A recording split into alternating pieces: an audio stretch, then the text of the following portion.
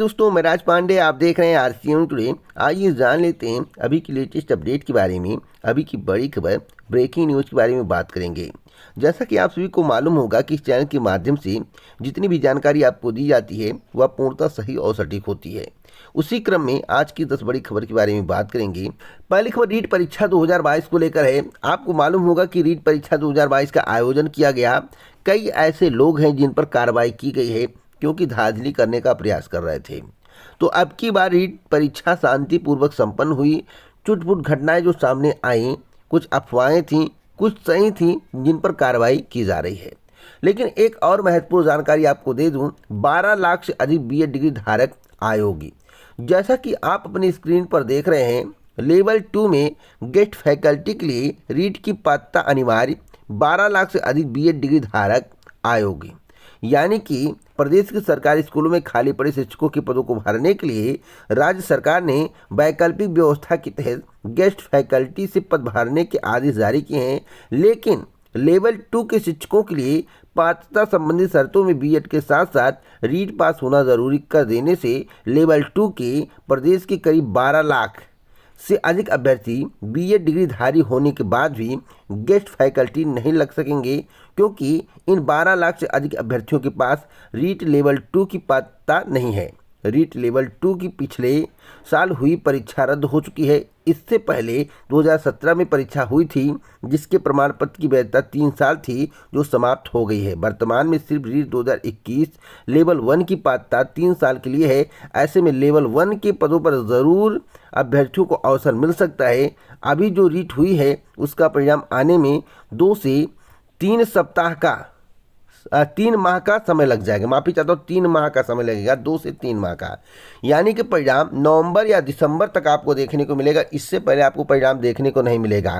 तो इस कारण से जो है 12 लाख से अधिक बीएड डिग्री धारक अयोग्य हैं। बीएड डिग्रीधारियों को झटका लगा है। 4000 स्कूलों में 12वीं में क्रमोन्नत किया गया है। ऐसे में इन सभी स्कूलों में अभी तक एक भी व्याख्याता नहीं लगा है। इन स्कूलों में ज़रूर फर्स्ट ग्रेड व ग्रेड सेकंड के शिक्षक लग सकेंगे। इसके साथ ही पीटीआई के पदों को भी नई भर्ती नहीं होने तक गेस्ट फैकल्टी से भरा जा सकेगा। तो अब इस पर क्या एक्शन होगा, क्या होता है, यह देखने वाली बात होगी। लेकिन जो अभी की करंट जानकारी है कि 12 लाख से अधिक बीएड डिग्रीधारी आयोगी घोषित कर दिए गए हैं। क्यों आयोगी घोषित किए गए हैं, जैसा कि मेरे द्वारा अभी आपको बताया गया है।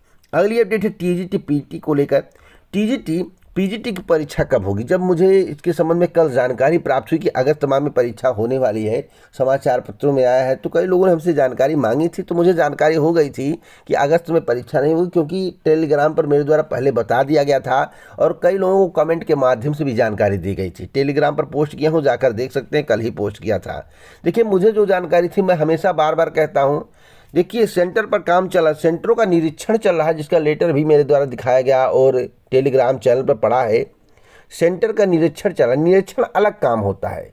पहले देखेंगे कौन कौन से ऐसे सेंटर हैं जहां क्या व्यवस्थाएं हैं, कितने लोग बैठ सकते हैं और उसका चरित्र कैसा है, पहले क्या था, अब क्या है, क्या वहाँ ब्लैक लिस्ट में तो नहीं है। हर एक प्रकार की जांच होती है, उसके बाद सेंटर बनाए जाते हैं।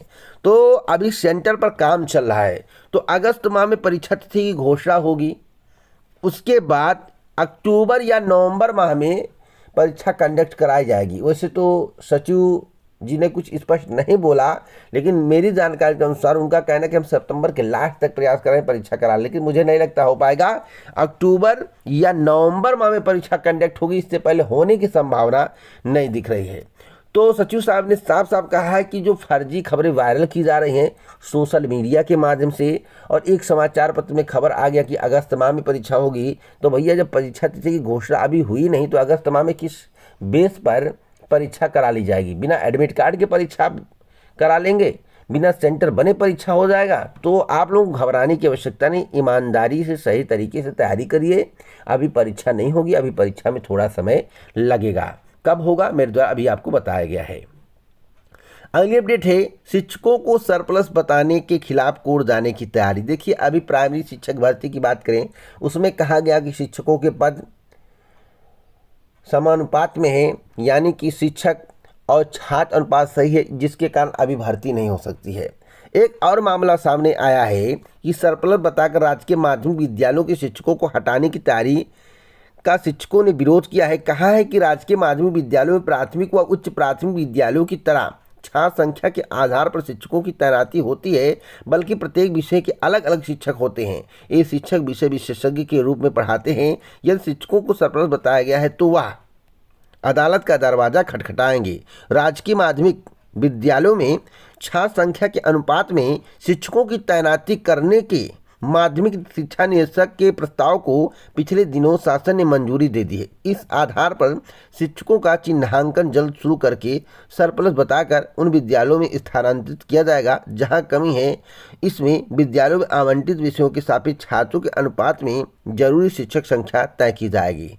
जब विशेषज्ञ के रूप में पढ़ाते हैं तो सरप्लस कैसे बताया जा रहा है, यही बात नहीं समझ में आ रहा है। और इसी बात को लेकर जो शिक्षक हैं वह कोर्ट जाने की तैयारी कर रहे हैं। जैसे ही एक्शन सरकार के द्वारा लिया गया है वैसे ही मामला कोर्ट में चला जाएगा और जब तक मामले का डिसीजन नहीं आएगा तब तक ये जो सरप्लस वाला खेल है रोक दिया जाएगा। तो अब देखना होगा कि मामला कोर्ट में जाता है या नहीं, या सरकार इसके बारे में सोचती है, निर्णय लेती है, या तो वक्त बताएगा। फिलहाल अभी की स्थिति को देखते हुए जल्द ही चिन्हांकन शुरू किया जाएगा और सरप्लस का जो मामला है उसे समतुल्य करने का प्रयास किया जाएगा, बराबर करने का प्रयास किया जाएगा, जिससे शिक्षा व्यवस्था चलती रहेगी। शिक्षकों का कहना है कि हम विषय विशेषज्ञ के रूप में पढ़ाते हैं, तो आखिरकार सरप्लस कैसे हैं, इस मामले को हम कोर्ट ले जाएंगे। देखना होगा किसकी विजय होती है, अभी आपको इंतजार करने की आवश्यकता है। अगली अपडेट है प्रवैतनिकी और चिकित्सा शिक्षा के पाठ्यक्रम हिंदी में बनवाए। जैसा कि आपको मालूम होगा कि उत्तर प्रदेश में अधिकतर छात्र हिंदी मीडियम है और हिंदी को हमेशा बढ़ावा देना चाहिए। अभी देखिए आईएएस और पीसीएस में हिंदी का ग्राफ धीरे धीरे घटता चला जा रहा है। तो हिंदी को कैसे, मातृभाषा को कैसे बढ़ावा दिया जाए, यह सोचने का विषय है। मैं आपको बताना चाहता हूँ, हिंदी को बढ़ावा देने के लिए पाठ्यक्रम में बदलाव करने की तैयारी उत्तर प्रदेश की योगी सरकार कर रही है। मैं आपको बताना चाहता हूँ, प्रवैतनिकी और चिकित्सा शिक्षा के पाठ्यक्रम हिंदी में बनवाएं, ऐसा योगी जी ने निर्देश दिया है। मंत्रियों और वरिष्ठ अधिकारियों के साथ बैठक में दिया निर्देश। तो अब देखना होगा कि इस पर क्या होता है। वैसे मुख्यमंत्री योगी ने मंत्रियों को समझाया महत्व, शासन स्तर पर बनेगी 3 समितियां।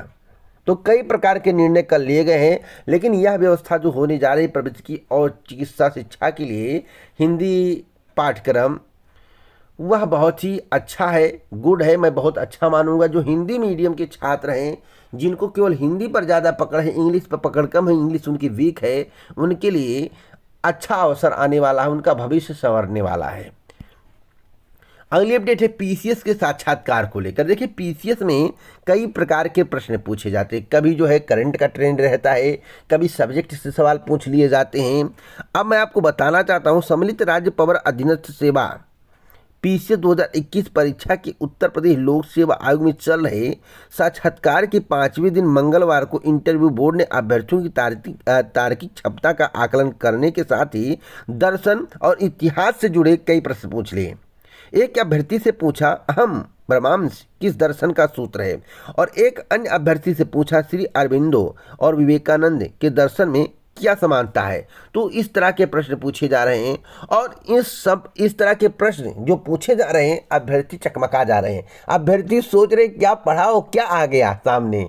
तो कुछ अलग टाइप का प्रश्न और मानसिक योग्यता को परखने का, तार्किक सोच को परखने का प्रयास किया जा रहा है बोर्ड के माध्यम से। फिलहाल आपको सभी पर थोड़ी थोड़ी पकड़ होनी चाहिए। अगर आपको सभी पर पकड़ नहीं है भैया, तो हो सकता है इंटरव्यू में आपके कम नंबर आए। अगर आपके रिटर्न में अच्छे नंबर होंगे तो सिलेक्शन हो सकता है, लेकिन जो बेहतर पोस्ट आप चाहते हो सकता है उस बेहतर पोस्ट पे आपका सिलेक्शन ना हो, अगर आपको करंट अफेयर से लेकर सब्जेक्ट से लेकर अन्य विषयों पर थोड़ा थोड़ा पकड़ नहीं है। अगली अपडेट है 33,106 अभ्यर्थी मध्य क्षेत्र में देंगे सीजीएल टीयर 2 परीक्षा। देखिए 1,89,000 अभ्यर्थी देंगे सिलेक्शन पोस्ट भर्ती परीक्षा। एसएससी की ओर से सिलेक्शन पोस्ट फेज 10 परीक्षा 2022 1 से 5 अगस्त तक ऑनलाइन कराई जाएगी। मध्य क्षेत्र के अधीन उत्तर प्रदेश और बिहार की 40 केंद्रों पर 1,89,022 अभ्यर्थी इस परीक्षा में शामिल होंगे। परीक्षा 4 शिफ्टों में आयोजित की जाएगी, जिसका समय यहाँ पर बताया गया 11:45 से 12:45, 2:30 से 3:30 और 5:15 से 6:15 तक कराई जाएगी। और यहाँ पर एक और महत्वपूर्ण जानकारी दी गई है कि कर्मचारी चयन आयोग की ओर से संयुक्त स्नातक स्तरीय परीक्षा 2021 की टियर 2 परीक्षा 8 व 10 अगस्त को ऑनलाइन होगी। मध्य क्षेत्र के अधीन उत्तर प्रदेश और बिहार के 106 केंद्रों पर टियर 2 में 33,106 अभ्यर्थी शामिल होंगे। और मैं आपको बताना चाहता हूँ, जितने भी कैंडिडेट एसएससी सीजीएल या अन्य परीक्षाओं में प्रतिभाग करने जा रहे हैं, थोड़ा कूल होकर जाइए। देखिए, सिलेक्शन होना ना होना अलग विषय है। अगर आप कूल रहेंगे तो आपको क्वेश्चन सॉल्व करने में थोड़ा इंटरेस्ट आएगा, मज़ा आएगा और आपका ध्यान भटकेगा नहीं। आप सुबह सुबह किताब उठा लेते हो, सुबह उसके बाद परीक्षा देने जाते हो, इससे आप भटक जाते हो। तो एक दिन ही परीक्षा से एक दिन पहले आपको पढ़ाई बंद कर देनी चाहिए। मतलब कि आज परीक्षा है तो कल सुबह या दोपहर में पढ़ने के बाद बंद करिए और कूल रहिए, उसके बाद ही परीक्षा दीजिए। गारंटेड है आपका सिलेक्शन होगा। अगली अपडेट है मुफ्त रेवड़ी को लेकर। जैसा कि देश के प्रधानमंत्री जी कहते हैं कि मुफ्त रेवड़ी बांटी जा रही है, और जिस देश में मुफ्त रेवड़ी बांटी जाती है यानी कि फ्री योजना चलाई जाती है, उस देश को बर्बाद होने से कोई नहीं रोक सकता है, या अटल सत्य है। तो मैं तो कहता हूँ कि फ्री राशन योजना क्या था, उज्ज्वला योजना क्या था, इत्यादि प्रकार के जो योजनाएं सरकार के द्वारा चलाए गए वह क्या है, आखिरकार आप फ्री में बांट रहे हो या नहीं। आप अगर फ्री में बांट रहे हो तो दूसरे पर आरोप कैसे लगा रहे हो। इसी पर कोर्ट ने बहुत ही महत्वपूर्ण बात कही है, मैं आपको बता दूं। सुप्रीम कोर्ट ने कहा कि वोटरों को मुफ्त उपहार का वादा गंभीर मामला, मुफ्त रेवड़ियों पर कदम उठाने से क्यों हिचक रही है केंद्र सरकार।